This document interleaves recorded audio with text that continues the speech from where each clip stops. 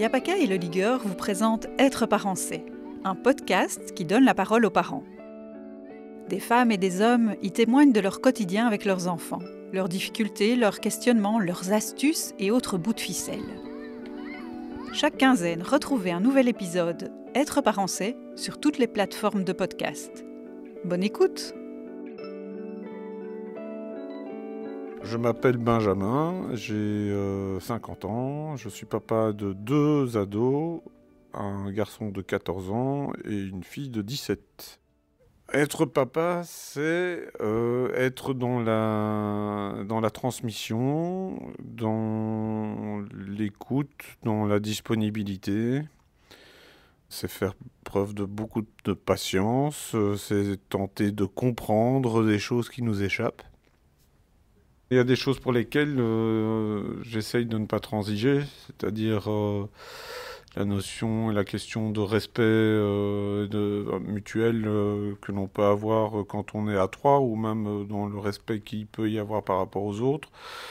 Le cadre est essentiel. Il y a plein de choses qui sont importantes au niveau du cadre et au niveau de la structuration. Et par contre, je veux être là aussi, entre guillemets, entre papa potes, quand il y a la possibilité de discuter soit sur des choses qui se passent dans leur environnement direct, que ce soit dans le lien avec les copains, les débuts de peine de cœur, puis même les questionnements qu'ils peuvent avoir sur la société à leur échelle, à leur niveau, et donc et d'aborder ça de manière un peu plus légère, ou en tout cas de leur laisser un espace d'écoute et d'attention pour qu'ils puissent déposer des choses.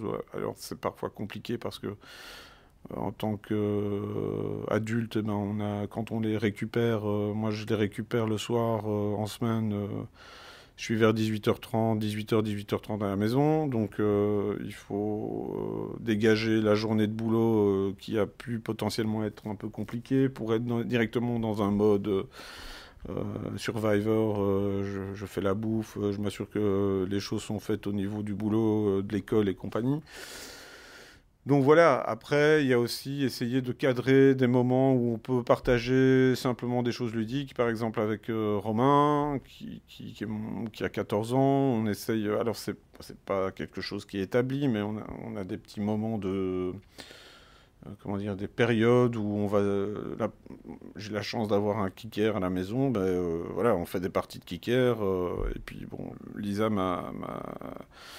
ma grande de 17 ans, avant, il y a encore 2-3 ans, c'était assez entendu qu'on fasse un jeu de société à 3 ou qu'on joue, qu'on passe un moment plus ludique. Maintenant, c'est un peu plus compliqué parce que là, c'est réalité de jeunes filles, jeunes femmes de 17 ans.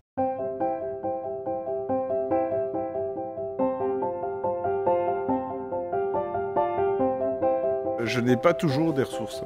Je suis pas le papa parfait. Déjà, je pense qu'une de mes ressources, c'est de me dire, voilà, je fais ce que je peux.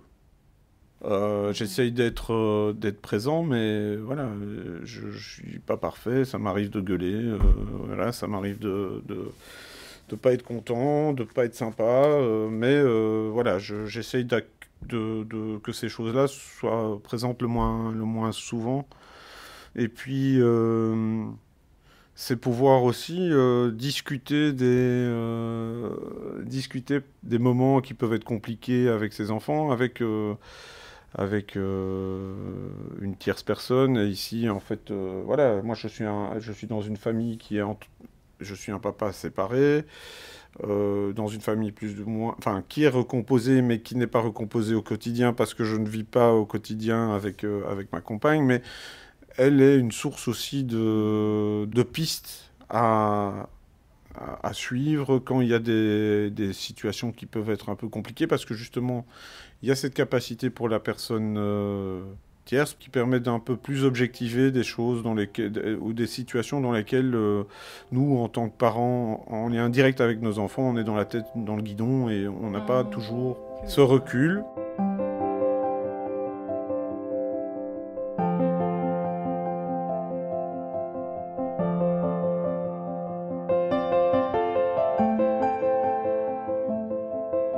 J'ai une fille qui est plus secrète, qui communique moins, qui est plus fermée dans ses expressions, et qui, en fait, me ressemble un peu. Quand moi j'étais gamin, c'est-à-dire plutôt fermé avec la sphère intime, directe, familiale, et plus ouvert avec les copains. Ça a été assez compliqué pendant quelques temps. Et maintenant, je vois que progressivement, avec la maturité qu'elle peut acquérir à 17 ans, bon, il y a encore beaucoup de choses à construire, mais je sens que le lien est plus apaisé quand je dis quelque chose, quand je demande quelque chose.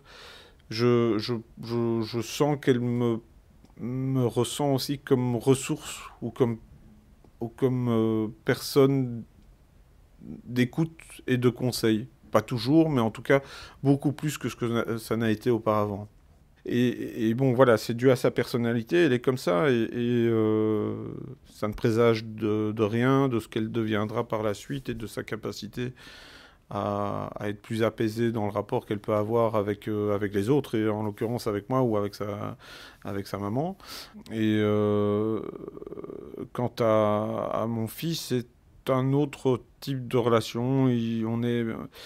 On se comprend plus, on est un peu les mêmes au niveau de nos personnalités, on est plus dans l'écoute, ou en tout cas la communication un peu plus simple, fluide, et on est peut-être un peu plus copains, un peu plus potes, quoi. Et c'est sans doute dû aussi au fait que c'est un petit gars et que moi je suis un gars, et que donc il y a des choses qui font que je peux mieux comprendre que dans l'évolution d'une jeune fille et de toute sa part qui lui est secrète et qui lui appartient. Mais voilà, et ce qui est important aussi, et moi c'est quelque chose qui remonte sans doute à peut-être un sentiment de manque que j'ai pu avoir maintenant, rétrospectivement, quand je regarde mon rapport avec mes parents, c'est que c'est important pour moi de leur dire que je les aime, mes enfants, et de faire des câlins. C'est des petits hugs et des choses comme ça, mais c'est important pour moi de le dire, de passer du temps, de les accueillir dans les bras s'ils ont envie d'être là, et d'être cet espace aussi d'expression de l'amour et de l'affection et des sentiments qu'on a l'un pour l'autre. Si vous aussi vous souhaitez partager vos histoires de parents, contactez-nous par email à yapaka@yapaka.be. Retrouvez l'ensemble de la campagne Être parent c'est et commandez le livre sur yapaka.be. Une initiative de la Fédération Wallonie-Bruxelles. Le podcast est soutenu par Le Ligueur et le montage est réalisé par Marguerite Le Bourgeois.